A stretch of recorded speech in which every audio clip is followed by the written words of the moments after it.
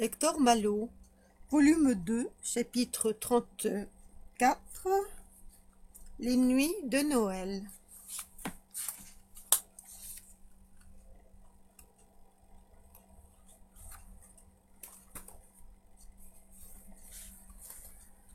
Nous ne parlions plus que d'Arthur, de Madame Milligan et de Monsieur James Milligan. Où était Arthur et sa mère? Où pourrions-nous bien les chercher, les retrouver? Cette visite de Monsieur J. Milligan nous avait, nous avait inspiré une idée. Puisque Monsieur J. Milligan était venu une fois, il était à peu près certain qu'il reviendrait. N'avait-il pas des affaires avec mon père? Et alors, quand il partirait, Mathia, qu'il ne connaissait point, le suivrait. On saurait sa demeure, on ferait causer ses domestiques, et peut-être ces renseignements nous conduiraient-ils auprès d'Arthur. Ce beau plan n'avait pas seulement l'avantage de devoir me faire retrouver Arthur à un moment donné, il en avait encore un autre qui présentement me tirait d'angoisse. Depuis l'aventure de Capi, et depuis la réponse de Mère Barberin, Mathia ne cessait de me répéter sur tous les tons « Retournons en France ». Quant à mon éternel, je dois rester. J'ai ajouté pour retrouver Arthur. Mathia n'eut plus rien à répliquer. Il ne pouvait pas prendre parti contre Arthur. Ne fallait-il pas que Madame Milligan connût les dispositions de son beau-frère?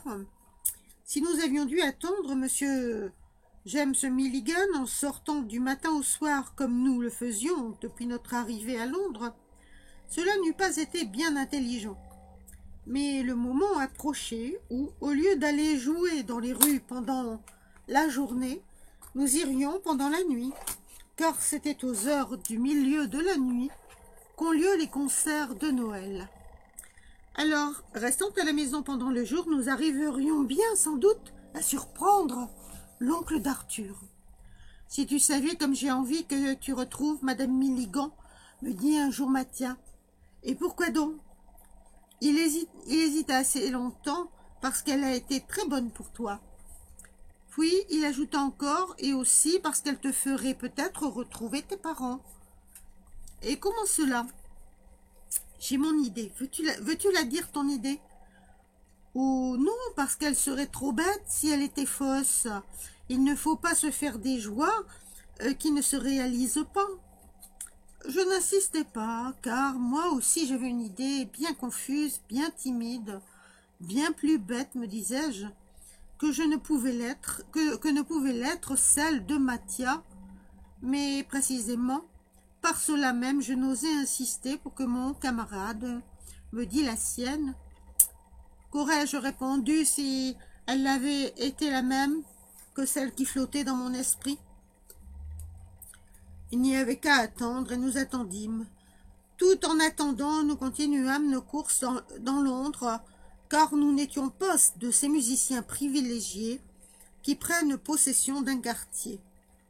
Combien de fois, au moment de faire notre recette, et après avoir joué de notre mieux nos meilleurs morceaux, avions-nous été obligés de déguerpir au plus vite devant quelque formidable Écossais aux jambes nues, qui, par le seul son de sa cornemuse, nous mettait en fuite.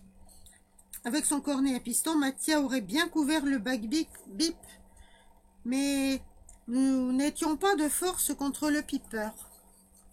De même, nous n'étions pas de force contre les bandes de musiciens nègres qui courent les rues et que les Anglais appellent des niggers mélodistes. Ces faux nègres qui s'accoutrent grotesquement avec des habits à queue de morue étaient notre terreur, plus encore que les bardes écossais. Aussitôt que nous les voyions arriver, ou simplement quand nous entendions leur banjo, nous nous en allions loin de là, ou bien nous attendions qu'ils eussent fini leur charivari. Un jour que nous étions ainsi leurs spectateurs, je vis un d'entre eux, le plus extravagant, faire des signes à Mathias. Je crus tout d'abord que c'était pour se moquer de nous, et amuser le public par quelques scènes grotesques dont nous serions les victimes. Lorsque, ma grande surprise, Mathia lui répondit amicalement. « Tu le connais donc ?» lui demandai-je.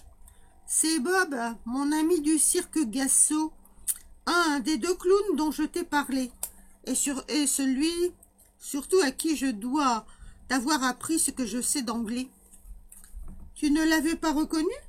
Parbleu, chez Gassot, il se mettait la tête dans la farine et ici il se la met dans le cirage. » Lorsque la représentation des niggers mélodistes fut terminée, Bob vint à nous et, à la façon dont il aborda Mathia, je vis combien mon camarade savait se faire aimer. Mais il fallut bien se séparer de lui pour suivre sa bande. Nous, pour aller dans un quartier où il n'irait pas, et les deux amis remirent au dimanche suivant le plaisir de se raconter ce que chacun avait fait depuis qu'ils étaient séparés. Par amitié pour Mathia, sans doute Bob voulut bien me témoigner de la sympathie, et bientôt nous eûmes un ami qui, par son expérience et ses conseils, nous rendit la vie de Londres beaucoup plus facile qu'elle ne l'avait été pour nous jusqu'à ce moment. Il prit aussi Capi en grande amitié, et souvent il nous disait avec envie que s'il avait un chien comme celui-là, sa fortune serait bien vite faite. Plus d'une fois aussi, il nous proposa de nous associer tous les trois, c'est-à-dire tous les quatre, lui, Mathia, Capi et moi. Mais si je ne voulais pas quitter ma famille pour retourner en France, voir Lise et mes anciens amis, je le voulais bien moins encore pour suivre Bob à travers l'Angleterre. Ce fut ainsi que nous gagnâmes les approches de Noël. Alors nous nous mettions en route tous les soirs, vers 8 ou 9 heures, et nous gagnions les quartiers que nous avions choisis. À mesure que s'écoulent les heures de la nuit, les dernières voitures portant les spectateurs des théâtres passent et une sorte de tranquillité s'établit, succédant peu à peu au tapage assourdissant de la journée. Alors, nous jouons nos airs les plus tendres, les plus doux. Le violon de Mathia pleure, ma harpe gémit, et quand nous nous taisons pendant un moment de repos, le vent nous apporte quelques fragments de musique que d'autres bandes jouent plus loin. Notre concert est fini. Messieurs, mesdames, bonne nuit et gai Noël. Puis nous allons plus loin recommencer un autre concert. Cela doit être charmant d'entendre ainsi de la musique. La nuit dans son lit, quand on est bien enveloppé dans une bonne couverture sous un chaud édredon. Mais pour nous, dans les rues, il n'y a ni couverture ni édredon. Il faut jouer cependant, bien que les doigts s'engourdissent. Il y a des ciels de coton où le brouillard nous pénètre de son humidité. Il y a aussi des ciels d'azur et d'or où la bise du nord nous glace jusqu'aux os. Il n'y a pas de doux et de clément. Ce temps de Noël nous fut cruel, et cependant pas une seule nuit, pendant 3 semaines, nous ne manquâmes de sortir. Et en imagination, tout en courant les rues, pauvres misérables que nous sommes, nous voyions ces douces fêtes de famille, aussi bien dans le manoir aristocratique que dans la chambre du pauvre. Gai Noël pour ceux qui sont aimés. Après la fête de Noël, il fallut sortir dans la journée, et nos chances de voir M. James Milligan diminuèrent beaucoup. Sans dire ce qui nous préoccupait, Mathia s'était ouvert à son ami Bob, et lui avait demandé s'il n'y avait pas des moyens pour trouver l'adresse d'une dame Milligan qui avait un fils paralysé, ou même tout simplement celle de M. James Milligan. Mais Bob avait répondu que ce nom de Milligan était porté par un certain nombre de personnes de Londres et un plus grand nombre encore en Angleterre. Nous n'avions pas pensé à cela, mais pour nous, il n'y avait qu'une Madame Milligan, qui était la mère d'Arthur, et qu'un Monsieur James Milligan, qui était l'oncle d'Arthur. Alors, Mathia recommença à me dire que nous devions retourner en France et nos discussions reprirent de plus belle. J'ai peur, continuait Mathia. Allons-nous-en, tu verras qu'il nous arrivera quelque catastrophe. Allons-nous-en. Mais bien que les dispositions de ma famille n'eussent pas changé à mon égard, bien que mon grand-père continuât à cracher de mon côté, bien que mon père ne m'adressât que quelques mots de commandement, bien que ma mère n'eût jamais eu un regard pour moi, bien que mes frères fussent inépuisables à inventer de mauvais tours pour me nuire, bien qu'Annie me témoignât son aversion dans toutes les occasions, bien que Kate n'eût d'affection que pour les sucreries que je lui rapportais, je ne pouvais me décider à suivre le conseil de Mathia. Le temps s'écoula lentement, bien lentement, mais enfin les jours s'ajoutèrent aux jours, les semaines aux semaines, et le moment arriva où la famille devait quitter Londres pour parcourir l'Angleterre. Les 2 voitures avaient été repeintes et on les avait chargées de toutes les marchandises qu'elles pouvaient contenir et qu'on vendrait pendant la belle saison. Que de choses, et comme il était merveilleux qu'on pût les entasser dans ces voitures.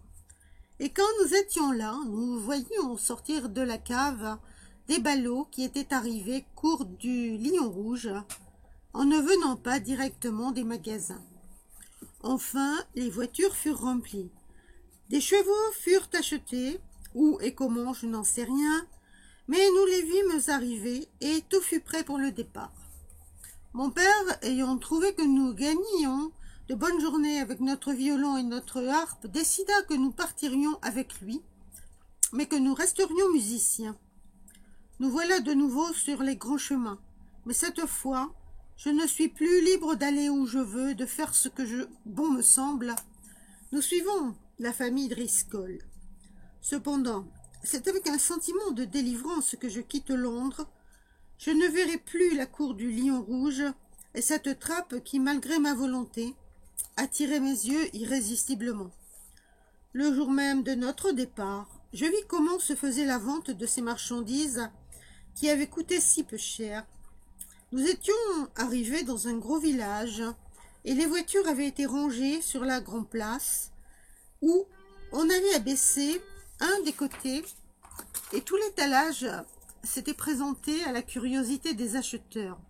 « Voyez les prix !» criait mon père. « Vous n'en trouverez nulle part de pareil. Comme je ne paye jamais mes marchandises, cela me permet de les vendre bon marché. Je ne les vends pas, je vous les donne. Voyez les prix, voyez les prix. » J'entendais les gens dire en s'en allant, « Il faut que ce soit là des marchandises volées. » Il le dit lui-même. S'ils avaient jeté les yeux de mon côté, la rougeur de mon front leur aurait appris combien étaient fondées leurs suppositions. Il y avait plusieurs semaines déjà que nous avions quitté Londres et nous étions arrivés dans une ville aux environs de laquelle devaient avoir lieu des courses. En Angleterre, les courses de chevaux sont une fête populaire. Sur la lande ou sur les dunes qui servent d'hippodrome arrivent plusieurs jours à l'avance des saltimbanques, des bohémiens, des marchands ambulants qui tiennent là une sorte de foire. Nous nous étions hâtés pour prendre notre place dans cette foire, comme musiciens, la famille Driscoll comme marchands. De nombreuses tentes étaient dressées et de loin, on apercevait çà et là des petites colonnes de fumée autour desquelles se pressaient des gens en haillons pittoresques. Comme nous passions devant un de ces feux au-dessus duquel une marmite était suspendue, nous reconnûmes notre ami Bob. Il se montra enchanté de nous voir. Il était venu aux courses avec 2 de ses camarades pour donner des représentations d'exercices de force et d'adresse. Mais les musiciens sur qui ils comptaient leur avaient manqué de parole. Si nous voulions, nous pouvions leur rendre un grand service. C'était de remplacer ces musiciens. La recette serait partagée entre nous 5. Il y aurait même une part pour Capi. Comme nous étions libres de faire ce que bon nous semblait, à la seule condition de rapporter une bonne recette, j'acceptai. Il fut donc convenu que le lendemain nous viendrions nous mettre à la disposition de Bob et de ses deux amis. Mais une difficulté se présenta quand je fis part de cet arrangement à mon père. « J'ai besoin de Capi demain, dit-il, vous ne pourrez pas le prendre. » À ce mot, je me sentis mal rassuré. Voulait-on employer Capi à quelque vilaine besogne? Mais mon père dissipa tout de suite mes appréhensions. « Capi a l'oreille fine, dit-il, il entend tout et fait bonne garde. Il nous sera utile pour les voitures, car au milieu de cette confusion de gens, on pourrait bien nous voler. Vous irez donc seul jouer avec Bob et vous viendrez nous rejoindre à l'auberge du Gros Chêne, où nous coucherons, car mon intention est de partir d'ici à la nuit tombante. » Cette auberge du Gros Chêne, où nous avions passé la nuit précédente, était située à une lieue de là, en pleine campagne. La route était droite. Elle n'aurait d'autre ennui pour nous que d'être un peu longue après une journée de fatigue. Le lendemain matin, après avoir été promener Capi, lui avoir donné à manger et l'avoir fait boire pour être bien sûr qu'il ne manquerait de rien, je l'attachai moi-même à l'essieu de la voiture qu'elle devait garder et je partis avec Mathia rejoindre Bob et ses amis. Aussitôt arrivés, nous nous mîmes à jouer, et cela dura sans repos jusqu'après minuit. Je faisais encore un certain tapage avec ma harpe, mais je ne savais plus trop ce que je jouais, et Mathia ne le savait pas mieux que moi. 20 fois Bob avait annoncé que c'était la dernière représentation, et 20 fois nous en avons recommencé une nouvelle. Si nous étions là, nos camarades, qui dépensaient beaucoup plus de force que nous, étaient exténués. Aussi avaient-ils déjà manqué plus d'un de leur tour. À un moment, une grande perche qui servait à leurs exercices tomba sur le bout du pied de Mathia. Je crus qu'il avait le pied écrasé. Heureusement, la blessure n'avait pas cette gravité. Les chairs étaient déchirées, mais les os n'étaient pas brisés. Cependant, Mathia ne pouvait pas marcher. Que faire? Il fut décidé qu'il resterait à coucher dans la voiture de Bob et que moi je gagnerais tout seul l'auberge du Gros Chêne. Ne fallait-il pas que je susse où la famille Driscoll se rendait le lendemain? « Ne t'en vas pas, me répétait Mathia, nous partirons ensemble demain, si tu le peux. Mais ne pars pas ce soir, j'ai peur. »« De quoi? »« Je ne sais pas, j'ai peur pour toi. »« Laisse-moi aller, je te promets de revenir demain. Je vais te laisser ma harpe. Il faudra bien que je revienne la chercher. » Et malgré la peur de Mathia, je me mis en route, n'ayant nullement peur moi-même. De qui, de quoi aurais-je peur? Que pouvait-on demander à un pauvre diable comme moi? Malgré ma fatigue, je marchais vite, et j'arrivai à la fin à l'auberge du Gros Chêne. Mais j'eus beau chercher nos voitures, je ne les trouvai point. En tournant autour de l'auberge, j'aperçus une lumière, et pensant que tout le monde n'était pas couché, je frappai à la porte. L'aubergiste m'ouvrit lui-même et me braqua en plein visage la lueur de sa lanterne. « Vos voitures sont parties, dit-il. Votre père a recommandé que vous le rejoigniez à Lévès sans perdre de temps et en marchant toute la nuit. Bon voyage. » Et il me ferma la porte au nez. Aurais-je su où était Lévès? Je ne pouvais pas m'y rendre en abandonnant Mathia. Je devais donc retourner au champ de course, si fatigué que je fusse. Je me remis en marche et 1h30 après, je me couchai sur une bonne botte de paille à côté de Mathia, dans la voiture de Bob, et en quelques paroles, je lui racontai ce qui s'était passé, puis je m'endormais, mort de fatigue. Quelques heures de sommeil me rendirent mes forces, et le lendemain matin, je me réveillai prêt à partir pour les Vesses, si toutefois Mathia, qui dormait encore, pouvait me suivre. Sortant de la voiture, je me dirigeai vers Bob occupé à allumer son feu. Je le regardai couché à quatre pattes, essoufflant de toutes ses forces sous la marmite. Lorsqu'il me sembla reconnaître Capi, conduit en laisse par un policeman. Stupéfait, je restais immobile, mais Capi, qui m'avait reconnu, avait donné une forte secousse à la laisse qui s'était échappée des mains du policeman. Alors, en quelques bonds, il était accouru à moi et il avait sauté dans mes bras. Le policeman s'approcha. « Ce chien est à vous, n'est-ce pas ?» me demanda-t-il. « Oui. Eh bien, je vous arrête. » Et sa main s'abattit sur mon bras, qu'elle serra fortement. Les bras et les gestes de l'agent de police avaient fait relever Bob. Il s'avança. « Et pourquoi arrêtez-vous ce garçon ?» demanda-t-il. « Un homme et un enfant pénétraient cette nuit dans l'église Saint-Georges par une haute fenêtre et au moyen d'une échelle. Ils avaient avec eux ce chien pour leur donner éveil. Avec lui, j'étais bien sûr de découvrir les voleurs, et j'en tiens un. Où est le père maintenant ?» Je ne sais si cette question s'adressait à Bob ou à moi. Je n'y répondis pas, j'étais anéanti. Et cependant, je comprenais ce qui s'était passé. Ce n'était pas pour garder les voitures que Capi m'avait été demandé. C'était parce que son oreille était fine et qu'il pourrait avertir ceux qui seraient en train de voler dans l'église. Enfin, si les voitures ne s'étaient pas arrêtées dans l'auberge, c'était parce que le vol avait été découvert et il fallait prendre la fuite au plus vite. « Expliquez-lui que je ne suis pas coupable, dis-je à Bob, puisque je suis resté avec vous jusqu'à 1 heure du matin. » Bob traduisit mes paroles à l'agent, mais celui-ci ne parut pas convaincu, comme je l'avais espéré, tout au contraire.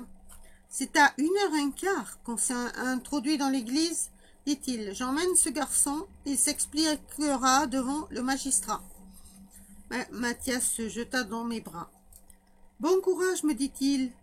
À l'oreille, nous ne t'abandonnerons pas. » Et il m'embrassa. « Retiens, Capi, dis-je en français à Mathia. Mais l'agent me comprit. « Non, non, dit-il. Je garde le chien. Il m'a fait trouver celui-ci, il me fera bien trouver les autres. » La prison où l'on m'enferma était une vraie prison avec une fenêtre grillée, de gros barreaux de fer dont, on l'a vu, seul tuait dans son germe toute idée d'évasion. J'examinais les murailles. Elles avaient près d'1 mètre d'épaisseur. Le sol était dallé avec de larges pierres. La porte était recouverte d'une plaque de tôle.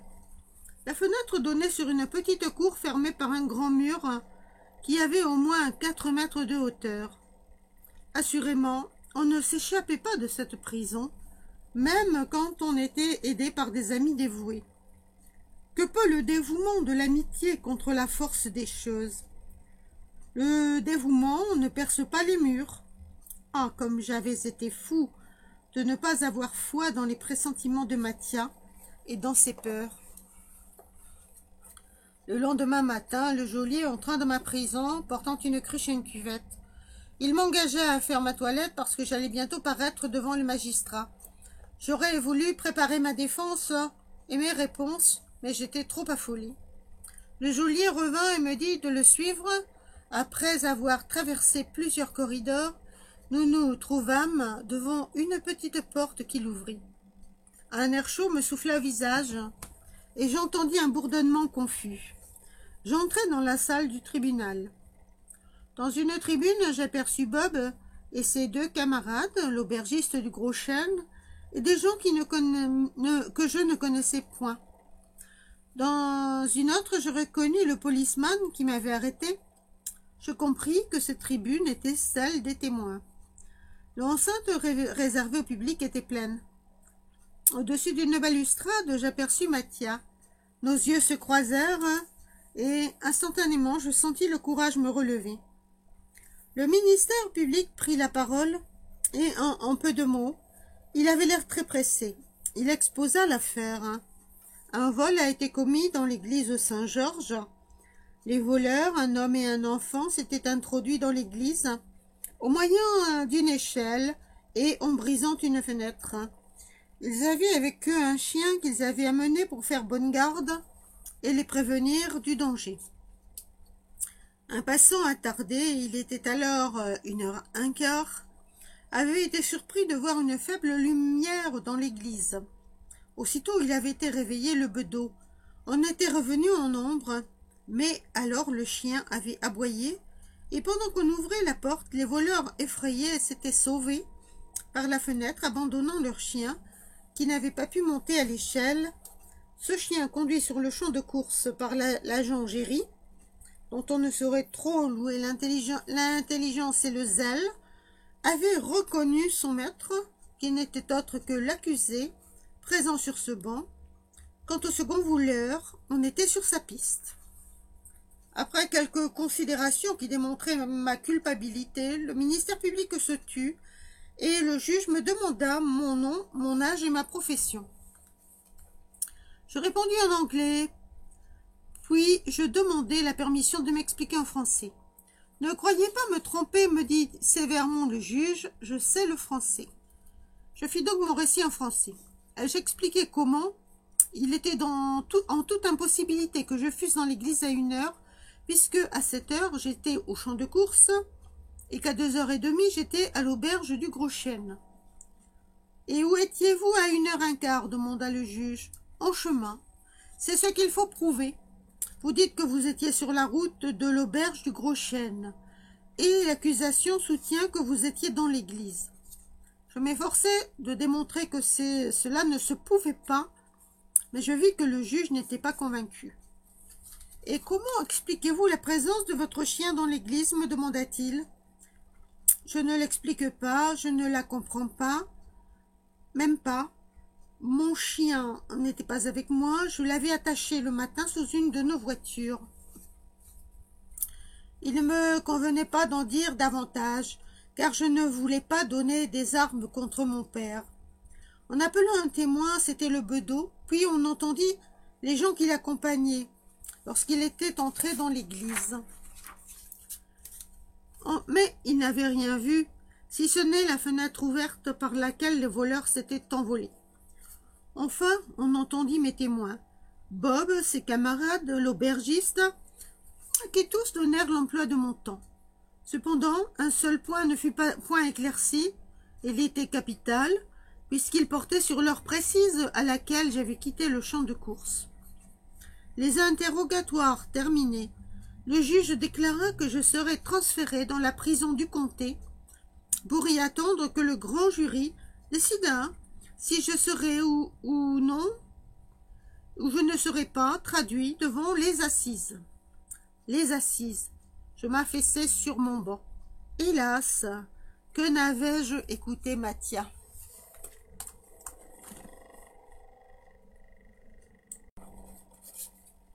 Hector Malot, Sans famille, volume 2, chapitre 36, le cygne. Après le départ du frère de Bob, le navire resta silencieux pendant quelque temps, et nous n'entendîmes que le bruit du vent dans la mâture et le clapotement de l'eau contre la carène. Mais peu à peu il s'anima. Des pas retentirent sur le pont, on laissa tomber des cordages. Des poulies grincèrent, il y eut des enroulements et là des déroulements de chaînes. On tira au cabestan, une voile fut hissée, le gouvernail gémit, et tout à coup le bateau s'étant incliné sur le côté gauche, un mouvement de tangage se produisit. Nous étions en route, j'étais sauvé. Lent et doux, tout d'abord ce mouvement de tangage ne tarda pas à devenir rapide et dur. Le navire s'abaissait en roulant et brusquement de violents coups de mer venaient frapper contre son étrave et contre son bordage de droite. « Pauvre Mathia, dis-je à mon camarade en lui prenant la main. « Cela ne fait rien, dit-il, tu es sauvé. » À ce moment, la porte de notre cabine fut ouverte. « Si vous voulez monter sur le pont, nous dit le frère de Bob, il n'y a plus de danger. »« Où est-on moins malade ?» demanda Mathia. « Couché. »« Je vous remercie, je reste couché. » Et il s'allongea sur les planches. Je voulus rester près de lui, mais il m'envoya sur le pont en me répétant Cela ne fait rien, tu es sauvé, mais c'est égal. Je ne me serais jamais imaginé que cela me ferait plaisir d'avoir le mal de mer.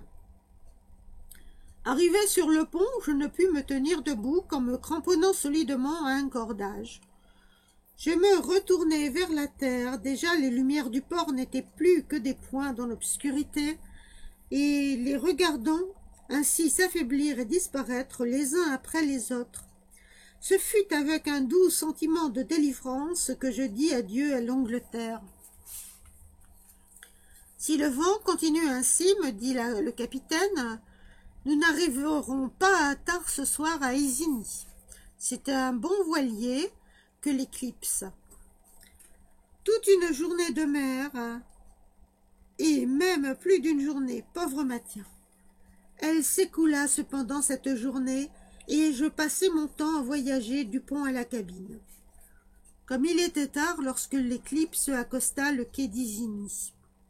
Le capitaine voulut bien nous permettre de coucher à bord, et ce fut seulement le lendemain matin que nous nous séparâmes de lui, après l'avoir remercié comme il convenait. « Quand vous voudrez revenir en Angleterre, nous dit-il, en nous donnant une rude poignée de main, l'Éclipse part d'ici tous les mardis. À votre disposition. » C'était là une gracieuse proposition, mais que nous n'avions aucune envie d'accepter. Ayons chacun nos raisons, Mathia et moi, pour ne pas traverser la mer de sitôt. Nous débarquions en France, n'ayant que nos vêtements et nos instruments, Mathia ayant eu soin de prendre ma harpe. Quant à nos sacs, ils étaient restés avec leur contenu dans les voitures de la famille Driscoll. Cela nous mettait dans un certain embarras. Par bonheur, Mathia avait 12 francs d'économie, et en plus, notre part de recettes provenait de notre association avec Bob et ses camarades, et nous constituait une fortune de près de 40 francs. Mathia avait voulu donner cet argent à Bob pour subvenir aux frais de mon évasion, mais Bob avait répondu qu'on ne se fait pas payer les services qu'on rend par amitié. Notre première occupation en sortant de l'Éclipse fut donc de chercher un vieux sac de soldat et d'acheter ensuite 2 chemises, 2 paires de bas, un morceau de savon, un peigne, du fil, des boutons, des aiguilles, et enfin, ce qui nous était plus indispensable encore que ces objets si utiles cependant, une carte de France. En effet, où aller maintenant? Ce fut la question que nous agitâmes en sortant d'Isigny.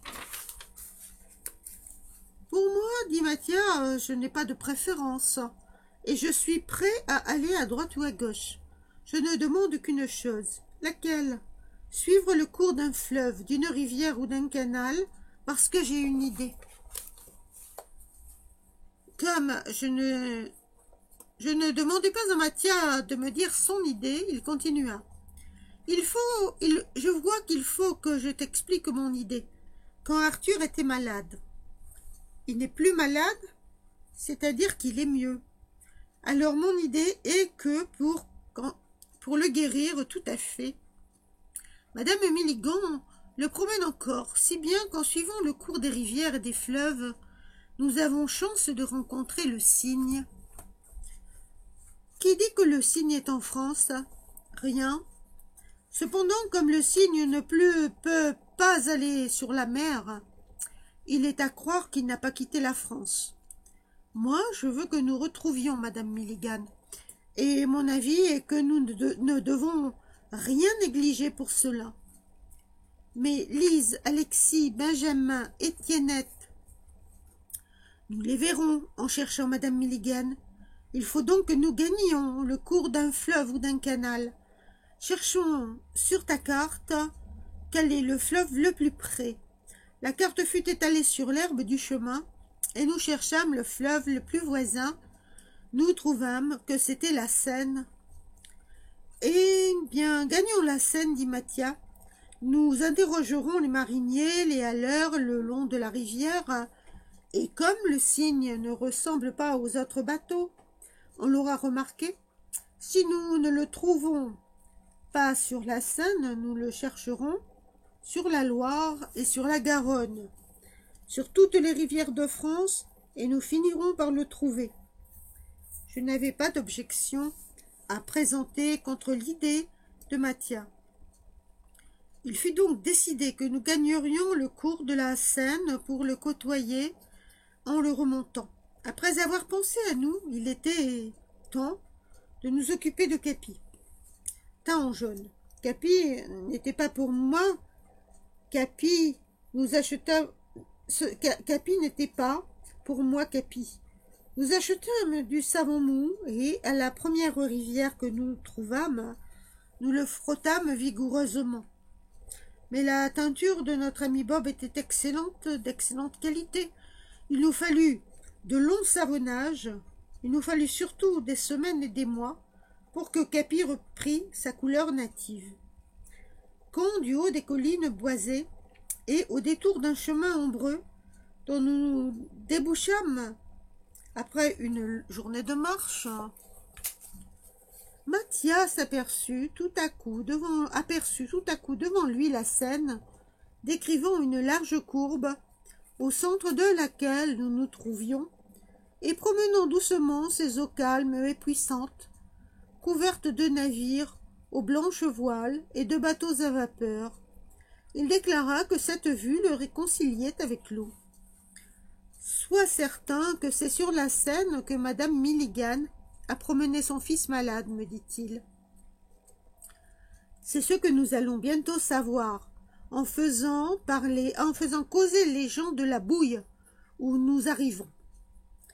Mais j'ignorais alors qu'il n'est pas facile d'interroger les Normands, qui répondent rarement d'une façon précise et qui, au contraire, interrogent même ceux qui les questionnent. Quand nous eûmes bien répondu à toutes les questions qu'on nous posa, il fut à peu près certain que le cygne n'était jamais venu à la bouille.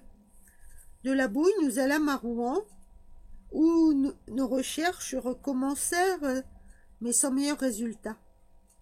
À Elbeuf, on ne put pas non plus nous parler du cygne, à Pose, où il y a des écluses, et où, par conséquent, on remarque les bateaux qui passent, il en fut de même encore. Sans nous décourager, nous avancions en questionnant, toujours, mais sans grande espérance, car le cygne n'avait pas pu partir d'un point intermédiaire. Que Madame Milligan et Arthur se fussent embarqués à Quillebeuf ou à Caudebec, cela ne se comprenait. À Rouen, mieux encore, mais puisque nous ne trouvions pas trace de leur passage, nous devions aller jusqu'à Paris, ou peut-être au-delà de Paris. Comme nous ne marchions pas seulement pour avancer, mais qu'il nous fallait encore gagner chaque jour notre pain, il fallut 5 semaines pour aller d'Isigny à Charenton. Là, une question se présentait. Devions-nous suivre la Seine ou bien devions-nous suivre la Marne? C'était ce que je m'étais demandé, bien souvent en étudiant ma carte. Heureusement, en arrivant à Charenton, nous n'eûmes pas à balancer, car à nos demandes, on répondit pour la première fois qu'on avait vu un bateau qui ressemblait au cygne. Mathia fut si joyeux qu'il se mit à danser sur le quai. Puis tout à coup, cessant de danser, il prit son violon et joua frénétiquement une marche triomphale. Pendant ce temps, je continuais d'interroger le marinier qui avait bien voulu nous répondre. Le doute n'était pas possible, c'était bien le cygne. Il y avait environ 2 mois qu'il avait passé à Charenton, remontant la Seine. 2 mois, cela lui donnait une terrible avance sur nous. Mais qu'importe, en marchant, nous finirions toujours par le rejoindre. La question de temps n'était rien. Le fait capital, extraordinaire, merveilleux, c'était que le cygne était retrouvé. « Qui a eu raison ?» s'écria Mathia. « Si j'avais osé, J'aurais avoué que mon espérance était vive, aussi très vive, mais je n'osais pas préciser, même pour moi, seule. Toutes les idées et les folies qui faisaient s'envoler mon imagination.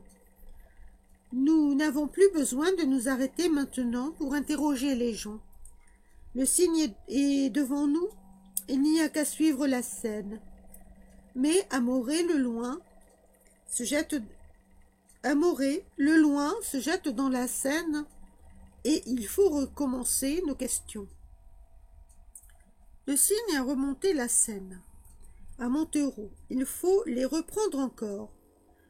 Cette fois, le cygne a abandonné la Seine pour Lyon. Il y a un peu plus de 2 mois qu'il a quitté Montereau. Il a à son bord une dame anglaise et un jeune garçon étendu sur son lit. Nous nous rapprochons de Lise en même temps que nous suivons le cygne, et le cœur me bat fort quand, en étudiant ma carte, je me demande si, après Joigny, Madame Milligan aura choisi le canal de Bourgogne ou celui du Nivernais. Nous arrivons au confluent de l'Yonne et de l'Armançon. Le cygne a continué de remonter l'Yonne. Nous allons donc passer par Dreuzy et voir Lise. Elle-même nous parlera de Madame Milligan et d'Arthur. Depuis que nous courions derrière le cygne, nous ne donnions plus grand temps à nos représentations, et Capi, qui était un artiste consciencieux, ne comprenait rien à notre empressement.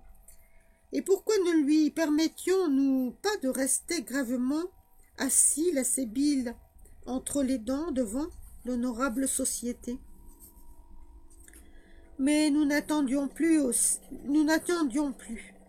Aussi les recettes baissaient en même temps que ce qui nous était resté sur nos 40 francs diminuait chaque jour. Loin de mettre de l'argent de côté, nous prenions sur notre capital. Dépêchons-nous, disait Mathia, rejoignons le cygne. Et je disais comme lui, dépêchons-nous. Jamais le soir nous ne nous plaignions de la fatigue, si longue qu'eût été l'étape, et tout au contraire, nous étions d'accord pour partir le lendemain de bonne heure. Pour faire des économies, nous avions réduit nos dépenses, et comme il faisait chaud, Mathia avait déclaré qu'il ne voulait plus manger de la viande. Nous nous contentions d'un morceau de pain, avec un œuf dur et que nous partagions, ou bien d'un peu de beurre, et quoique nous fussions dans le pays du vin, nous ne buvions que de l'eau. Comme Lyon fait beaucoup de détours, entre Joigny et Auxerre, nous regagnâmes, nous qui suivions la grande route, un peu de temps sur le cygne. Nous gagnâmes, nous qui suivions la grande route, un peu de temps sur le cygne. Mais à partir d'Auxerre, nous en reperdîmes, car le cygne ayant pris le canal du Nivernais, avait couru vite sur ses eaux tranquilles. À chaque écluse, nous avions de ses nouvelles, car sur ce canal, où la navigation n'est pas très active, tout le monde avait remarqué ce bateau qui ressemblait si peu à ceux qu'on voyait ordinairement. Non seulement on nous parlait du cygne, mais on nous parlait aussi de Madame Milligan, une dame anglaise très bonne, et d'Arthur, un jeune garçon qui se tenait presque toujours couché dans un lit placé sur le pont, à l'abri d'une véranda garnie de verdure et de fleurs, mais qui se levait aussi quelquefois. Arthur était donc mieux. Nous approchions de Dreuzy. Encore 2 jours, encore quelques heures seulement. Enfin, nous apercevons aussi l'écluse avec la maisonnette de Dame Catherine. Sans nous rien dire, mais d'un commun accord, nous avons forcé le pas. Mathia et moi, nous ne marchons plus, nous courons. Capi, qui se retrouve, a pris les devants au galop. Il va dire à Lise que nous arrivons. Elle va venir au-devant de nous. Cependant, Ce n'est pas Lise que nous voyons sortir de la maison, c'est Capi, qui se sauve comme si on l'avait chassé. Nous nous demandons ce que cela peut signifier. Que s'est-il passé? Capi est revenu jusqu'à nous. Il avance, penaud, sur nos talons. Un homme est en train de manœuvrer une vanne de l'écluse. Ce n'est pas l'oncle de Lise. Mais nous allons jusqu'à la maison. Une femme que nous ne connaissons pas va et vient dans la cuisine. Madame Suriot, demandons-nous. Elle nous regarde un moment avant de nous répondre comme si nous lui posions une question absurde. Elle n'est plus ici, nous dit-elle à la fin. Où est-elle et où est-elle? En Égypte. Nous regardons, Mathia et moi, interdits. En Égypte? Nous ne savons pas au juste ce qu'est que l'Égypte, ce que c'est que l'Égypte, mais nous pensons que c'est loin, très loin. Élise, vous connaissez Lise? Pardi, Lise est partie en bateau avec une dame anglaise. Lise est sur le Cygne. Rêvons-nous. La femme se charge de nous répondre que nous sommes dans la réalité. C'est vous, Rémi? Me demande-t-elle. Oui. Eh bien, quand Suriot a été noyé, nous dit-elle. Noyé? Noyé dans l'écluse. Ah, vous ne le saviez pas? C'est le métier qui veut ça trop souvent. Pour lors, quand il a été noyé, on offrait à Catherine d'aller en Égypte pour élever les enfants d'une dame dont elle avait été la nourrice. Mais ce qui la gênait, c'était sa nièce, la petite Lise. Comme elle était à se demander ce qu'il fallait faire. Voilà qu'un soir s'arrête à l'église une dame anglaise qui promenait son garçon malade. On cause, et la dame anglaise qui cherchait un enfant pour jouer avec son fils demande qu'on lui donne Lise, en promettant de se charger d'elle. C'était une bien brave dame, bien bonne, douce, au pauvre monde. Catherine accepte, et tandis que Lise s'embarque sur le bateau de la dame anglaise, Catherine part pour s'en aller en Égypte. C'était mon mari. C'est mon mari qui remplace Suriot.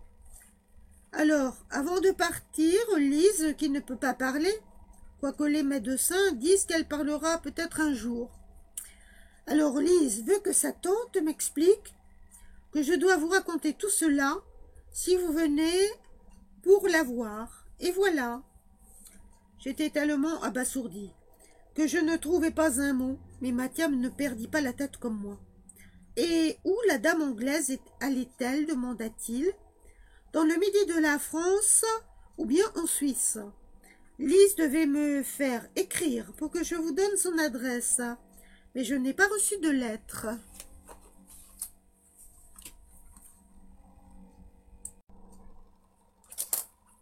Hector Malot, Sans famille, volume 2, chapitre 37.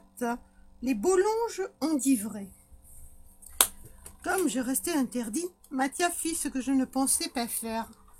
Et nous vous remercions bien, madame, dit-il. Et me poussant doucement, il me mit hors de la cuisine.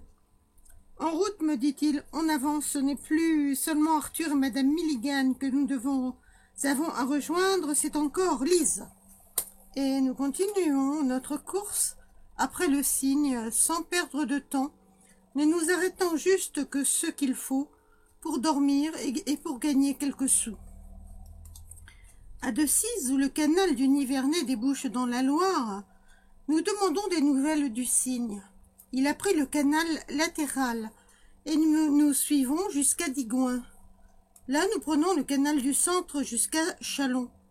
Puis nous descendons la Saône, depuis Châlons jusqu'à Lyon. C'est là qu'une difficulté vraiment sérieuse se présente. Le Cygne a-t-il descendu le Rhône ou bien l'a-t-il remonté? En d'autres termes, madame Milligan a-t-elle été en Suisse ou dans le midi de la France? Nous questionnons les mariniers, les bateliers et tous les gens qui vivent sur les quais. Et à la fin, nous obtenons la certitude que madame Milligan a gagné la Suisse. Nous suivons donc le cours du Rhône. De la Suisse, on va en Italie, dit Mattia. En voilà encore une chance. Et courant après Madame Milligan, nous arriverons à Lucca, comme Christina serait contente. Pauvre cher Mattia, il m'aide à chercher ce que j'aime, et moi je ne fais rien pour qu'il embrasse sa petite sœur. À partir de Lyon, nous gagnons sur le Cygne, car le Rhône aux eaux rapides ne se remonte pas avec la même facilité que la Seine. À Culose, il n'a plus que 6 semaines d'avance sur nous. Cependant, en étudiant la carte, je doute que nous puissions le rejoindre avant la Suisse, car j'ignore que le Rhône n'est pas navigable jusqu'au lac de Genève. Nous arrivons à Seyssel et nous descendons au bord de la rivière. Quelle est ma surprise quand de loin je crois reconnaître le Cygne. Nous nous mettons à courir, c'est bien sa forme, c'est bien lui. Et cependant il a l'air d'un bateau abandonné. Il est solidement amarré et tout est fermé à bord. Il n'y a plus de fleurs sur la véranda. Que s'est-il passé? Qu'est-il arrivé à Arthur? Nous nous arrêtons, le cœur étouffé par l'angoisse. Mais c'est une lâcheté de rester ainsi immobile. Il faut avancer, il faut savoir. Un homme que nous interrogeons veut bien nous répondre. C'est lui qui, justement, est chargé de garder le Cygne. La dame anglaise qui était sur le bateau avec ses 2 enfants, un garçon paralysé et une petite fille muette est en Suisse.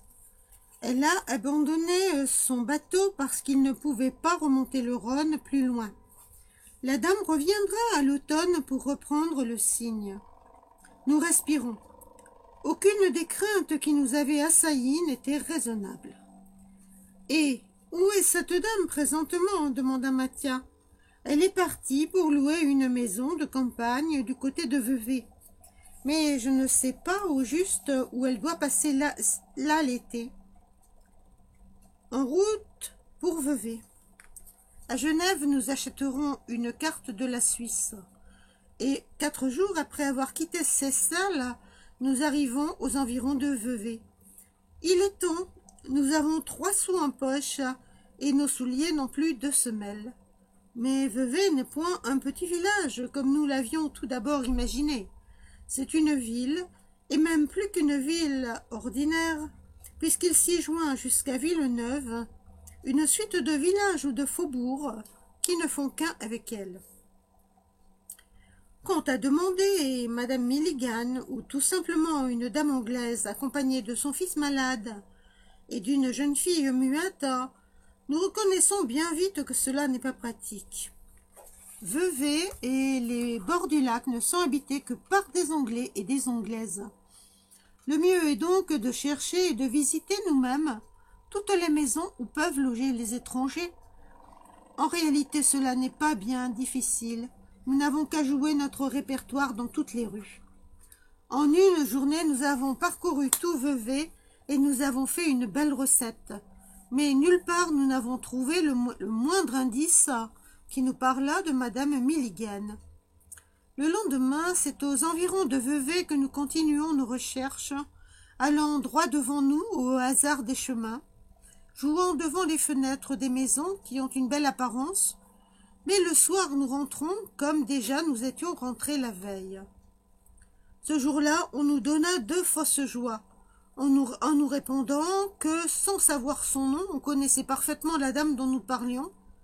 C'était bien des dames anglaises qui habitaient le lac et la montagne, mais ce n'était point Madame Milligan. Après avoir consciencieusement visité les environs de Vevey, nous nous en éloignâmes un peu du côté de Clarens et de Montreux, fâchés du mauvais résultat de nos recherches, mais nullement découragés. Ce qui n'avait pas réussi un jour réussirait le lendemain sans doute. Un après-midi, nous donnions ainsi un concert en pleine rue. N'ayant devant nous qu'une grille pour laquelle nous chantions et derrière nous qu'un mur dont nous ne prenions pas souci, j'avais chanté à tue-tête la première strophe de ma chanson napolitaine et j'allais commencer la seconde. Quand tout à coup nous entendîmes derrière nous, au-delà de ce mur, un cri. Puis on chantait la seconde strophe faiblement et avec une voix étrange. Quelle pouvait être cette voix? Je ne la reconnaissais pas, et cependant Capi donnait tous les signes d'une joie vive en sautant contre le mur. Incapable de me contenir, je m'écriai « Qui chante ainsi ?» Et la voix répondit « Rémi ». Mon nom, au lieu d'une réponse, nous regardâmes interdits. Au bout du mur et par-dessus une haie basse, un mouchoir blanc voltigea au vent. Nous courûmes de ce côté. Ce fut seulement en arrivant à cette haie que nous pûmes voir la personne à laquelle appartenait le bras qui agitait ce mouchoir. Lise. Mais qui avait chanté? Ce fut la question que nous lui adressâmes en même temps. Mathia et moi, aussitôt que nous pûmes trouver une parole. Moi, dit-elle, Lise chantait, Lise parlait. Il est vrai que j'avais 1000 fois entendu dire que Lise recouvrerait la parole un jour, et très probablement sous la secousse d'une violente émotion. Mais je n'aurais pas cru que cela fût possible. Et voilà, cependant que cela s'était réalisé. Voilà qu'elle parlait, voilà que le miracle s'était accompli. Et c'était en m'entendant chanter, en me voyant revenir près d'elle, qu'elle avait éprouvé cette violente émotion. À cette pensée, je fus moi-même si fortement secoué que je fus obligé de me retenir de la main à une branche de la haie. Mais ce n'était pas le moment de s'abandonner. « Où est Madame Milligan ?» dis-je. « Où est Arthur ?» Lise remua les lèvres pour répondre, mais de sa bouche ne sortirent que des sons mal articulés. Alors impatientée, elle employa le langage des mains pour s'expliquer et se faire comprendre plus vite. Comme je suivais des yeux son langage, que Mathia n'entendait pas, j'aperçus au loin, dans le jardin, au détour d'une allée, une petite voiture longue qu'un domestique poussait. Dans cette voiture se trouvait Arthur, allongé. Puis, derrière lui, venait sa mère, et je me penchai en avant pour mieux voir. Et Monsieur James Milligan, instantanément. Je me baissai derrière la haie en disant à Mathia d'une voix précipitée d'en faire autant. Le premier mouvement d'épouvante passé, je compris que Lise devait être interdite de notre brusque disparition. Alors, me haussant un peu, je lui dis à mi-voix, « Il ne faut pas que Monsieur James Milligan me voie, ne parle pas de nous. Demain matin à 9 h, nous reviendrons à cette place. Tâche d'être seule, maintenant va-t'en. » Elle hésita. « Va-t'en, je t'en prie, ou tu me perds. » Et en courant, nous gagnâmes les vignes et qui nous cachèrent. Là, après le premier moment donné à la joie, nous pûmes causer et nous entendre. Tu sais, me dit Mathia, que je ne suis pas du tout disposée à attendre à demain pour voir Madame Milligan. Je vais aller la voir tout de suite et lui dire tout ce que nous savons. Comme Monsieur Milligan ne m'a jamais vu, il n'y a pas de danger qu'il pense à toi et à la famille Driscoll. Il était évident qu'il y avait du bon dans ce que Mathia proposait. Je le laissai donc aller en lui donnant un rendez-vous dans un groupe de châtaigniers qui se trouvait à une courte distance. J'attendis longtemps couché sur la mousse le retour de Mathia, lorsque enfin je le vis revenir accompagné de Madame Milligan. Je courus au-devant d'elle, et, lui saisissant la main qu'elle me tendait, je la baisai. Mais elle me prit dans ses bras et se penchant vers moi, elle m'embrassait sur le front tendrement. C'était à la seconde fois qu'elle m'embrassait, mais il me sembla que la première fois, elle ne m'avait pas serré ainsi dans ses bras. « Mon enfant, dit-elle, ce que je viens d'apprendre est d'une gravité extrême pour vous, pour nous tous. Nous ne devons donc agir qu'avec prudence et après avoir consulté des personnes capables de nous guider. Mais vous devez dès aujourd'hui abandonner, vous et votre jeune ami, votre misérable existence. Dans 2 heures, vous vous présenterez à l'hôtel des Alpes, où je vais envoyer une personne sûre retenir votre logement. Ce sera là que nous nous reverrons. De nouveau, elle m'embrassa et elle s'éloignait rapidement. « Qu'as-tu donc raconté, Madame Milligan ?» demandai-je à Mathia. Mais il évita de me répondre, ou il ne le fit que d'une façon détournée. Alors, nous parlâmes de choses indifférentes jusqu'au moment où, selon la recommandation de Madame Milligan, nous présentâmes à l'hôtel des Alpes. Le lendemain, Madame Milligan vint nous voir. Elle était accompagnée d'un tailleur et d'une lingère qui nous prirent mesure pour des habits et des chemises. Elle nous dit que Lise continuait à s'essayer de parler et que le médecin avait assuré qu'elle était maintenant guérie. Elle vint ainsi pendant 4 jours. Le 4e jour, ce fut la femme de chambre que j'avais vue autrefois sur le cygne qui vint à sa place. Elle nous dit que Madame Milligan nous attendait chez elle et qu'une voiture était à la porte de l'hôtel pour nous conduire. C'était une calèche découverte dans laquelle Mathia s'installa très noblement, comme si, depuis son enfance, il avait roulé carrosse. Capi aussi grimpa sans gêne sur un des coussins. Le trajet me parut très court. On nous fit entrer dans un salon où se trouvait Madame Milligan. Arthur étendu sur un divan et Lise. Arthur me tendit les 2 bras. Je courus à lui pour l'embrasser. J'embrassai aussi Lise, mais ce fut Madame Milligan qui m'embrassa. « Enfin, me dit-elle, l'heure est venue où vous pouvez reprendre la place qui vous appartient. » Et comme je la regardais pour lui demander l'explication de ses paroles, elle alla ouvrir une porte et je vis entrer Mère Barberin, portant dans ses bras des vêtements d'enfant, une pelisse en cachemire blanc, un bonnet de dentelle, des chaussons de tricot. Elle n'eut que le temps de poser ces objets sur une table avant que je la prisse dans mes bras. Pendant que je l'embrassais, Madame Milligan donna un ordre à un domestique et je n'entendis que le nom de Monsieur James Milligan, ce qui me fit pâlir. « Vous n'avez rien à craindre, me dit-elle doucement. Au contraire.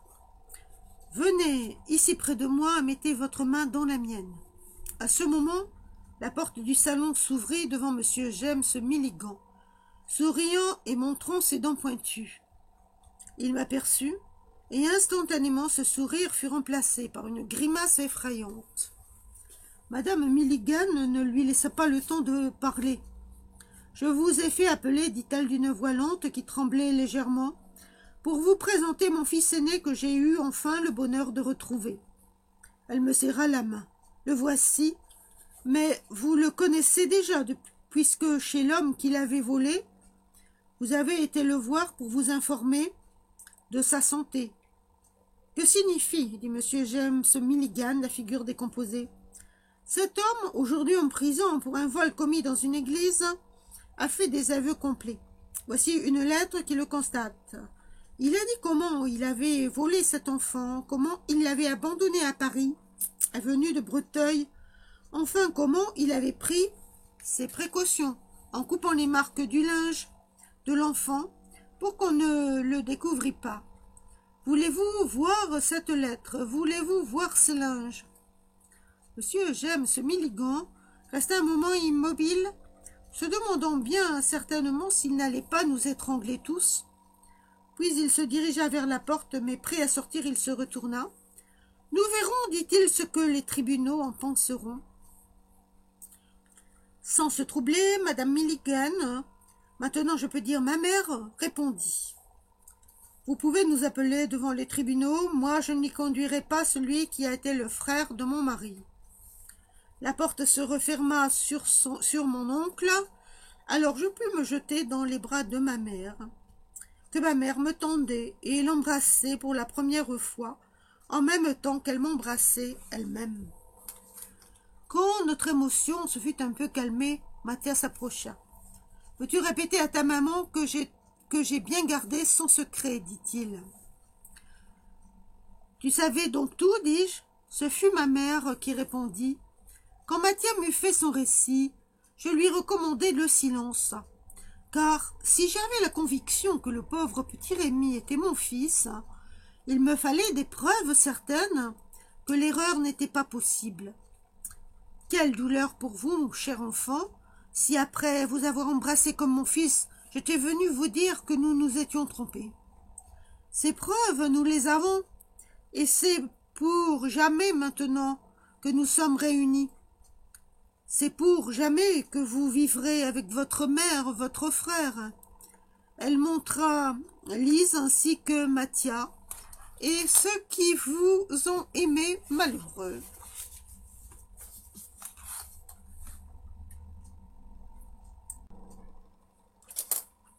Hector Malot, Sans famille, volume 2, chapitre 37. Les Bollonges enivrés. Comme je restais interdit, Mathia fit ce que je ne pensais pas faire. Et nous vous remercions bien, madame, dit-il. Et me poussant doucement, il me mit hors de la cuisine. En route, me dit-il, en avant, ce n'est plus seulement Arthur et madame Milligan que nous avons à rejoindre, c'est encore Lise. Et nous continuons notre course après le cygne, sans perdre de temps, ne nous arrêtant juste que ce qu'il faut pour dormir et pour gagner quelques sous. À Decize, où le canal du Nivernais débouche dans la Loire, nous demandons des nouvelles du cygne. Il a pris le canal latéral et nous suivons jusqu'à Digoin. Là, nous prenons le canal du centre jusqu'à Châlons. Puis nous descendons la Saône, depuis Châlons jusqu'à Lyon. C'est là qu'une difficulté vraiment sérieuse se présente. Le cygne a-t-il descendu le Rhône ou bien l'a-t-il remonté? En d'autres termes, madame Milligan a-t-elle été en Suisse ou dans le midi de la France? Nous questionnons les mariniers, les bateliers et tous les gens qui vivent sur les quais. Et à la fin, nous obtenons la certitude que madame Milligan a gagné la Suisse. Nous suivons donc le cours du Rhône. De la Suisse, on va en Italie, dit Mathia. En voilà encore une chance. Et courant après madame Milligan, nous arriverons à Lucca, comme Christina serait contente. Pauvre cher Mathia, il m'aide à chercher ce que j'aime, et moi je ne fais rien pour qu'il embrasse sa petite sœur. À partir de Lyon, nous gagnons sur le cygne, car le Rhône aux eaux rapides ne se remonte pas avec la même facilité que la Seine. À Culose, il n'a plus que 6 semaines d'avance sur nous. Cependant, en étudiant la carte, je doute que nous puissions le rejoindre avant la Suisse, car j'ignore que le Rhône n'est pas navigable jusqu'au lac de Genève. Nous arrivons à Seyssel et nous descendons au bord de la rivière. Quelle est ma surprise quand de loin je crois reconnaître le cygne. Nous nous mettons à courir, c'est bien sa forme, c'est bien lui. Et cependant il a l'air d'un bateau abandonné. Il est solidement amarré et tout est fermé à bord. Il n'y a plus de fleurs sur la véranda. Que s'est-il passé? Qu'est-il arrivé à Arthur? Nous nous arrêtons, le cœur étouffé par l'angoisse.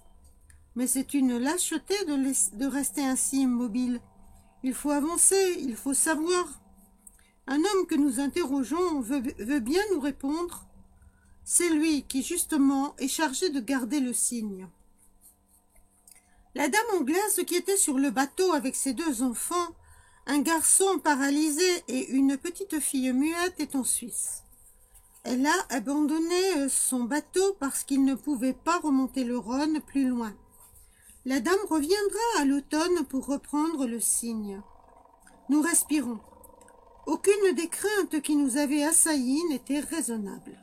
« Et où est cette dame présentement ?» demanda Mathia. « Elle est partie pour louer une maison de campagne du côté de Vevey. Mais je ne sais pas au juste où elle doit passer là l'été. » En route pour Vevey. À Genève, nous achèterons une carte de la Suisse. Et 4 jours après avoir quitté Seyssel, nous arrivons aux environs de Vevey. Il est temps, nous avons 3 sous en poche et nos souliers n'ont plus de semelles. Mais Vevey n'est point un petit village comme nous l'avions tout d'abord imaginé. C'est une ville et même plus qu'une ville ordinaire, puisqu'il s'y joint jusqu'à Villeneuve une suite de villages ou de faubourgs qui ne font qu'un avec elle. Quant à demander Madame Milligan, ou tout simplement une dame anglaise accompagnée de son fils malade et d'une jeune fille muette, nous reconnaissons bien vite que cela n'est pas pratique.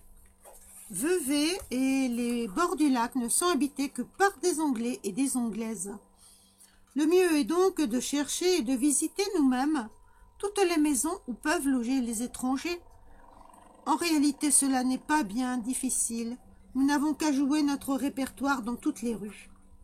En une journée, nous avons parcouru tout Vevey et nous avons fait une belle recette. Mais nulle part nous n'avons trouvé le moindre indice qui nous parlât de Madame Milligan. Le lendemain, c'est aux environs de Vevey que nous continuons nos recherches, allant droit devant nous au hasard des chemins, jouant devant les fenêtres des maisons qui ont une belle apparence, mais le soir nous rentrons comme déjà nous étions rentrés la veille. Ce jour-là, on nous donna deux fausses joies, en nous répondant que, sans savoir son nom, on connaissait parfaitement la dame dont nous parlions. C'était bien des dames anglaises qui habitaient le lac et la montagne, mais ce n'était point Madame Milligan. Après avoir consciencieusement visité les environs de Vevey, nous nous en éloignâmes un peu du côté de Clarens et de Montreux, fâchés du mauvais résultat de nos recherches, mais nullement découragés. Ce qui n'avait pas réussi un jour réussirait le lendemain sans doute. Un après-midi, nous donnions ainsi un concert en pleine rue. N'ayant devant nous qu'une grille pour laquelle nous chantions et derrière nous qu'un mur dont nous ne prenions pas souci, j'avais chanté à tue-tête la première strophe de ma chanson napolitaine et j'allais commencer la seconde. Quand tout à coup nous entendîmes derrière nous, au-delà de ce mur, un cri. Puis on chantait la seconde strophe faiblement et avec une voix étrange. Quelle pouvait être cette voix? Je ne la reconnaissais pas et cependant Capi donnait tous les signes d'une joie vive en sautant contre le mur. Incapable de me contenir, je m'écriai qui chante ainsi, et la voix répondit « Rémi ». Mon nom, au lieu d'une réponse, nous regardâmes interdits. Au bout du mur et par-dessus une haie basse, un mouchoir blanc voltigea au vent. Nous courûmes de ce côté. Ce fut seulement en arrivant à cette haie que nous pûmes voir la personne à laquelle appartenait le bras qui agitait ce mouchoir. Lise. Mais qui avait chanté? Ce fut la question que nous lui adressâmes en même temps. Mathia et moi, aussitôt que nous pûmes trouver une parole. Moi, dit-elle, Lise chantait, Lise parlait. Il est vrai que j'avais 1000 fois entendu dire que Lise recouvrerait la parole un jour, et très probablement sous la secousse d'une violente émotion. Mais je n'aurais pas cru que cela fût possible. Et voilà, cependant que cela s'était réalisé. Voilà qu'elle parlait, voilà que le miracle s'était accompli. Et c'était en m'entendant chanter, en me voyant revenir près d'elle, qu'elle avait éprouvé cette violente émotion. À cette pensée, je fus moi-même si fortement secoué que je fus obligé de me retenir de la main à une branche de la haie. Mais ce n'était pas le moment de s'abandonner. « Où est Madame Milligan ?» dis-je. « Où est Arthur ?» Lise remua les lèvres pour répondre, mais de sa bouche ne sortirent que des sons mal articulés. Alors impatientée, elle employa le langage des mains pour s'expliquer et se faire comprendre plus vite. Comme je suivais des yeux son langage que Mathia n'entendait pas, j'aperçus au loin, dans le jardin, au détour d'une allée, une petite voiture longue qu'un domestique poussait. Dans cette voiture se trouvait Arthur, allongé. Puis, derrière lui, venait sa mère, et je me penchai en avant pour mieux voir. Et M. James Milligan, instantanément. Je me baissai derrière la haie en disant à Mathia d'une voix précipitée d'en faire autant. Le premier mouvement d'épouvante passé, je compris que Lise devait être interdite de notre brusque disparition. Alors, me haussant un peu, je lui dis à mi-voix, « Il ne faut pas que monsieur James Milligan me voie, ne parle pas de nous. Demain matin à 9 heures, nous reviendrons à cette place. Tâche d'être seule, maintenant va-t'en. » Elle hésita. « Va-t'en, je t'en prie, ou tu me perds. » Et en courant, nous gagnâmes les vignes et qui nous cachèrent. Là, après le premier moment donné à la joie, nous pûmes causer et nous entendre. Tu sais, me dit Mathia, que je ne suis pas du tout disposée à attendre à demain pour voir Madame Milligan. Je vais aller la voir tout de suite et lui dire tout ce que nous savons. Comme Monsieur Milligan ne m'a jamais vue, il n'y a pas de danger qu'il pense à toi et à la famille Driscoll. Il était évident qu'il y avait du bon dans ce que Mathia proposait. Je le laissai donc aller en lui donnant un rendez-vous dans un groupe de châtaigniers qui se trouvait à une courte distance. J'attendis longtemps couché sur la mousse le retour de Mathia, lorsque enfin je le vis revenir accompagné de Madame Milligan. Je courus au-devant d'elle, et, lui saisissant la main qu'elle me tendait, je la baisai.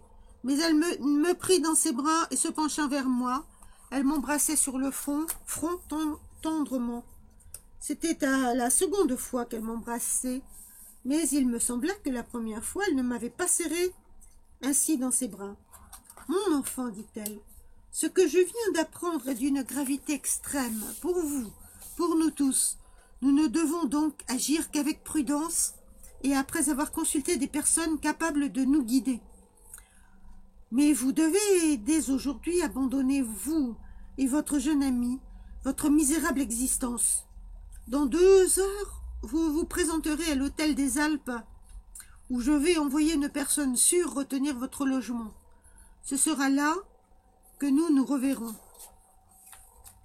De nouveau, elle m'embrassa et elle s'éloigna rapidement. « Qu'as-tu donc raconté, Madame Milligan ?» demandai-je à Mathia. Mais il évita de me répondre, ou il ne le fit que d'une façon détournée.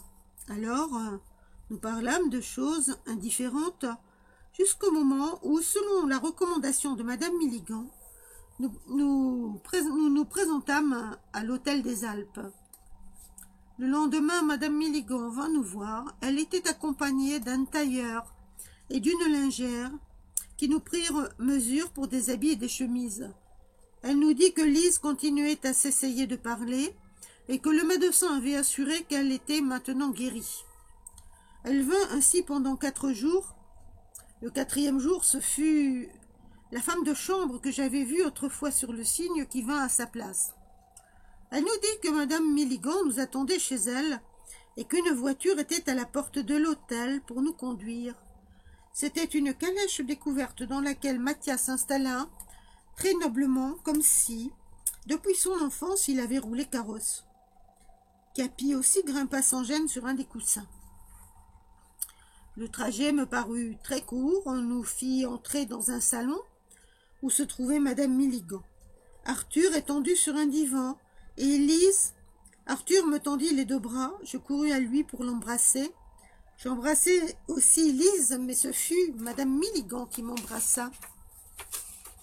« Enfin, me dit-elle, l'heure est venue où vous pouvez reprendre la place qui vous appartient. » Et comme je la regardais pour lui demander l'explication de ces paroles, elle alla ouvrir une porte et je vis entrer Mère Barberin, portant dans ses bras des vêtements d'enfant, une pelisse en cachemire blanc, un bonnet de dentelle, des chaussons de tricot.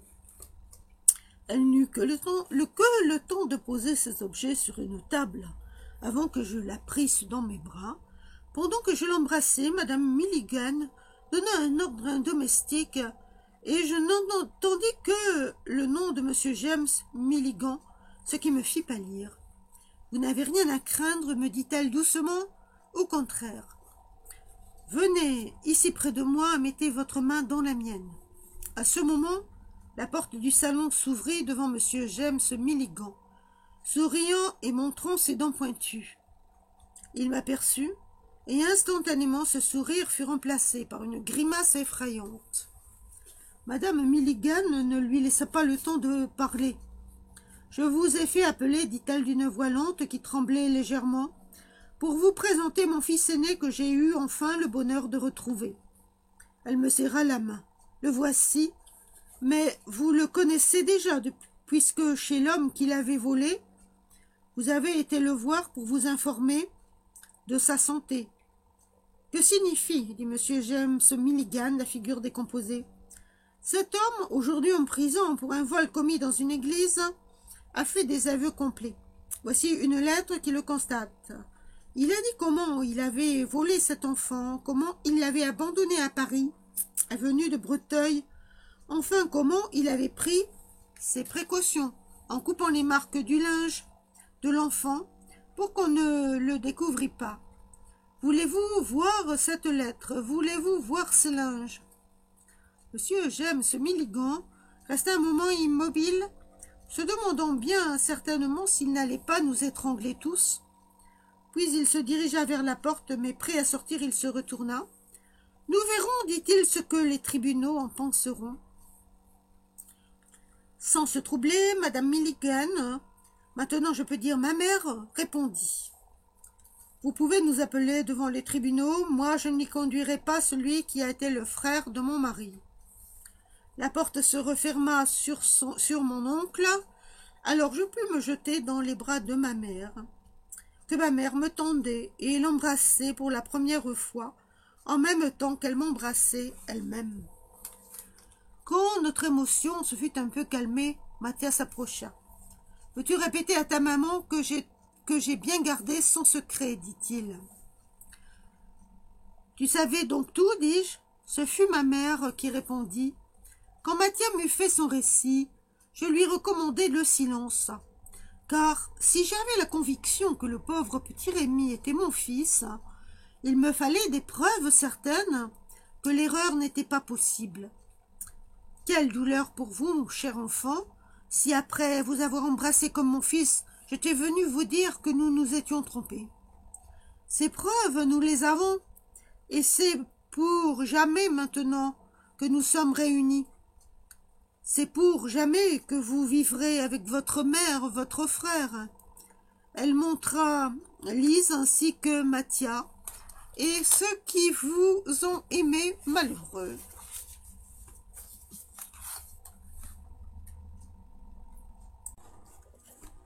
Hector Malot, volume 2, chapitre 28. En famille. Les années se sont écoulées, nombreuses mais courtes, car elles n'ont été remplies que de belles et douces journées. J'habite en ce moment l'Angleterre, Milligan Park, le manoir de mes pères.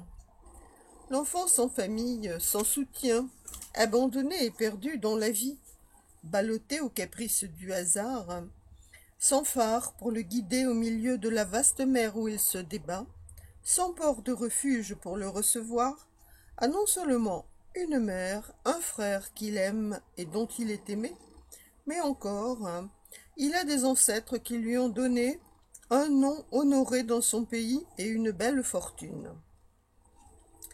Le petit misérable, qui enfant a passé tant de nuits dans les granges, dans les étables ou au coin d'un bois à la belle étoile, est maintenant l'héritier d'un vieux château historique que visitent les curieux et que recommandent les guides.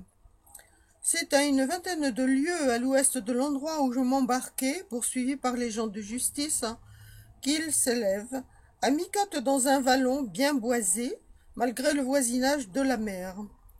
Bâti sur une sorte d'esplanade naturelle, il a la forme d'un cube et il est flanqué d'une grosse tour ronde à chaque coin.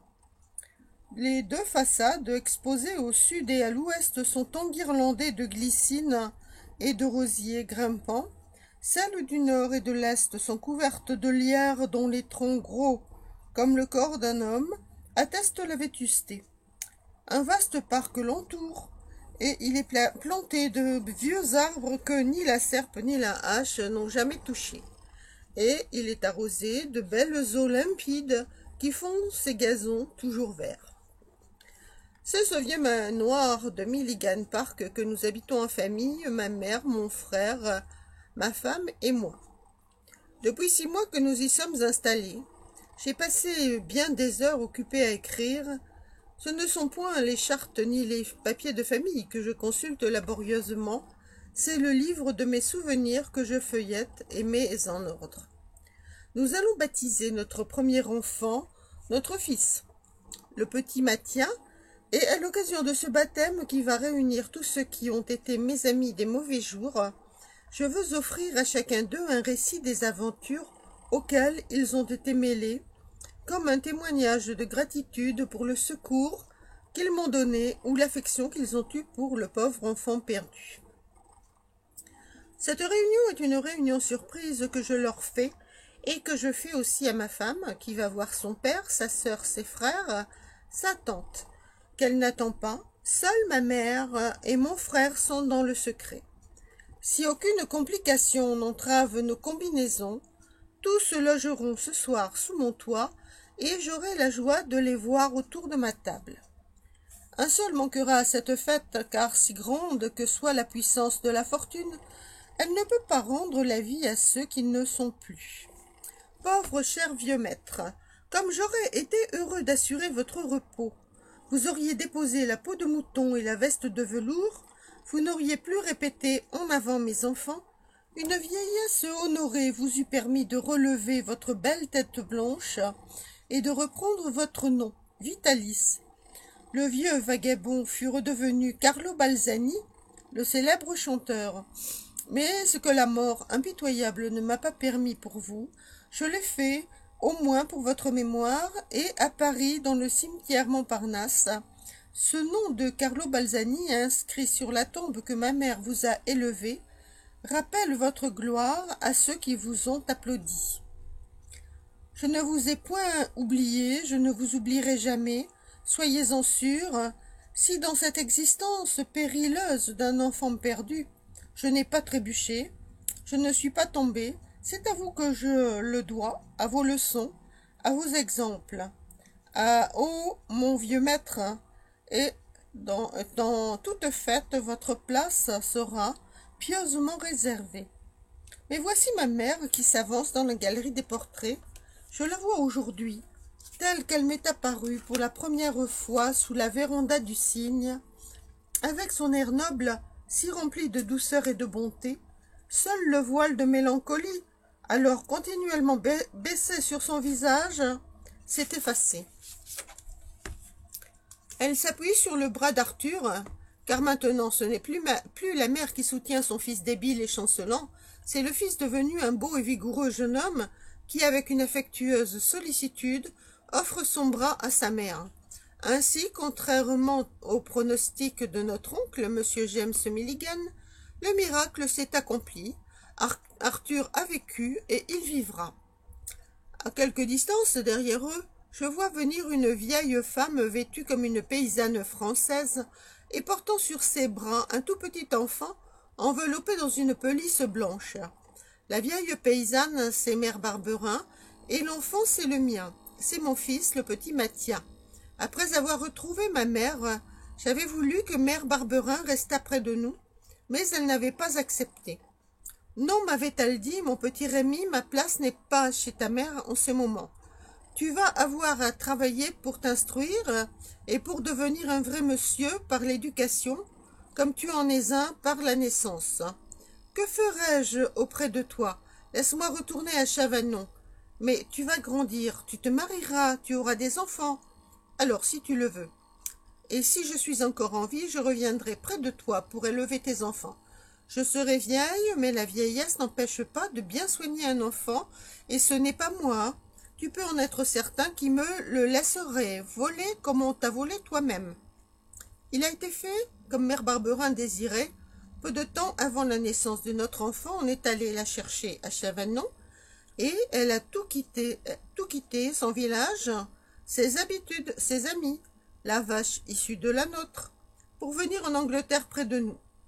Arthur tient dans sa main un numéro du Times, Il le dépose sur ma table de travail en me demandant si je l'ai lu, et sur ma réponse négative, il me montre du doigt une correspondance de Vienne que je traduis.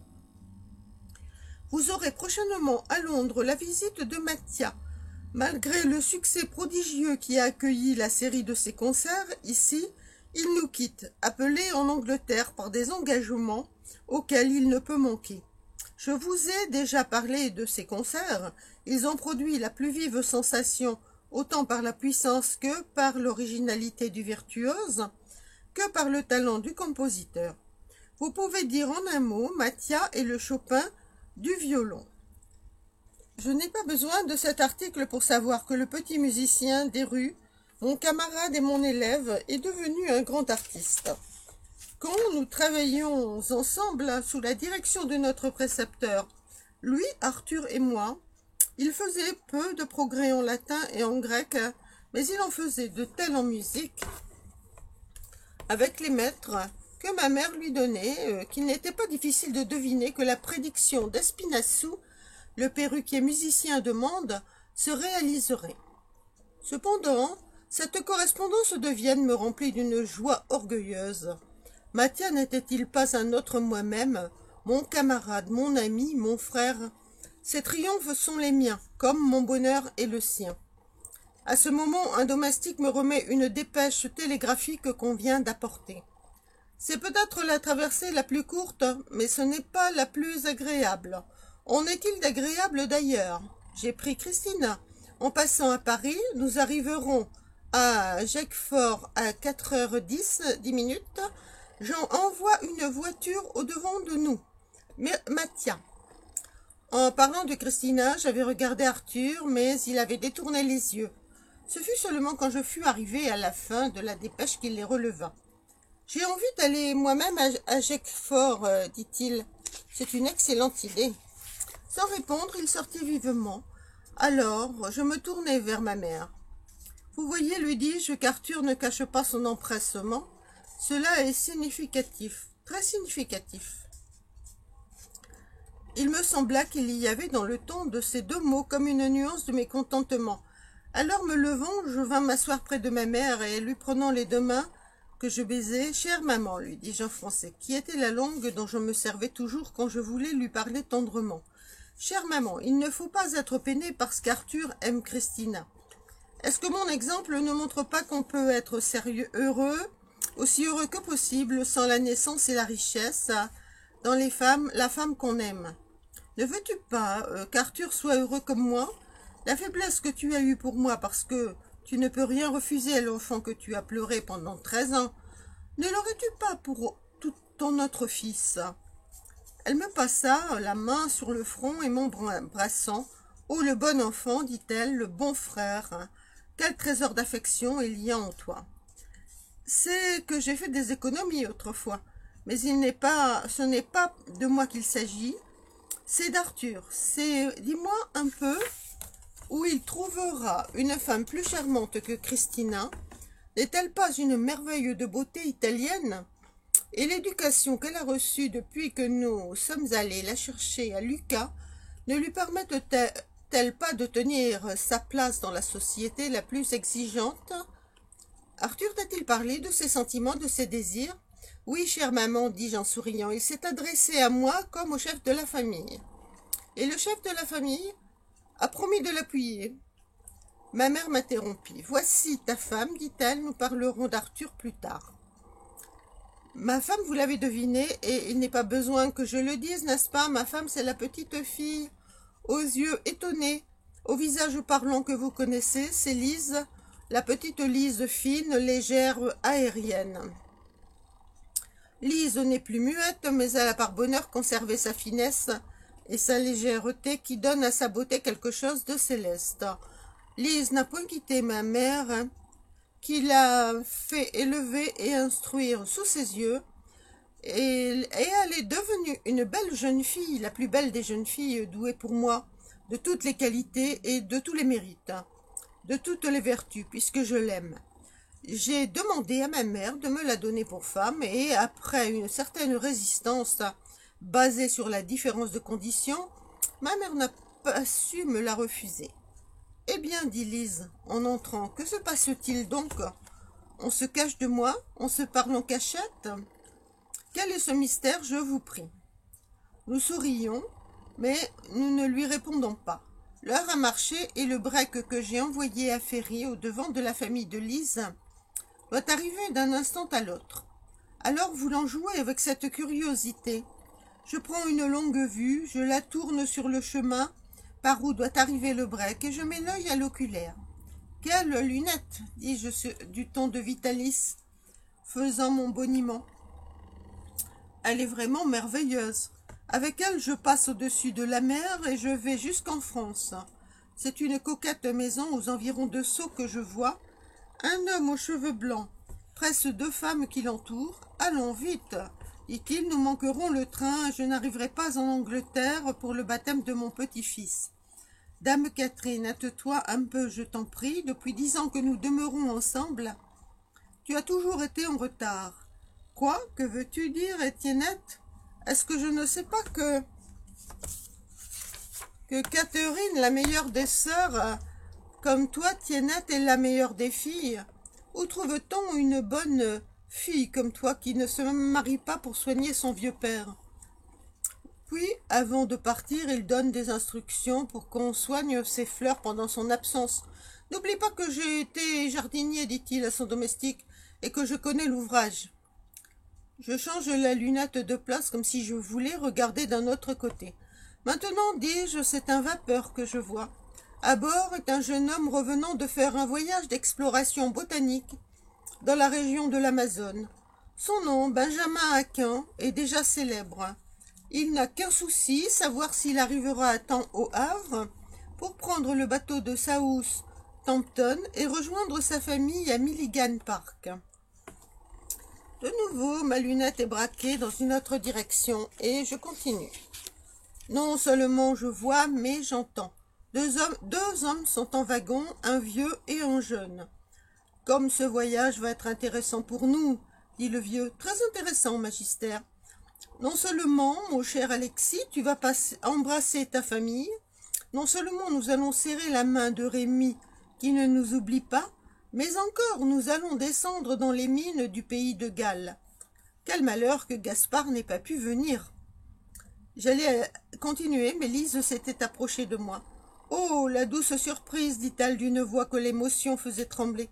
Ce n'est pas moi qu'il faut remercier, c'est maman, qui a voulu réunir tous ceux qui ont été bons pour son fils, abandonné.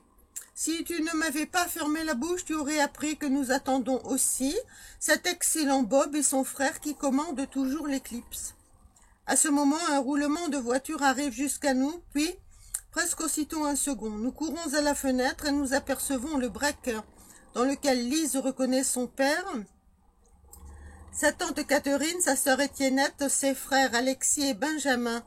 Près d'Alexis est assis un vieillard tout blanc et voûté, c'est le Magister. Du côté opposé arrive aussi le landau découvert dans lequel Mathia et Christina nous font des signes de main. Puis derrière le landau vient un cabriolet conduit par Bob lui-même. Bob a toute la tournure d'un gentleman et son frère est toujours le rude marin qui nous débarqua à Isigny. Nous descendons vivement l'escalier pour recevoir nos hôtes au bas du perron. Le dîner nous réunit tous à la même table et naturellement on parle du passé. J'ai rencontré dernièrement à Bade, dit Mathia, dans les salles de jeu, un gentleman aux dents blanches et pointues qui souriait toujours malgré sa mauvaise fortune. Il ne m'a pas reconnu et il m'a fait l'honneur de me demander un florin pour le jouer sur une combinaison sûre. C'était une association, elle n'a pas été heureuse. Monsieur James Milligan a perdu. « Pourquoi racontez-vous cela devant Rémi, mon cher Mathia ?»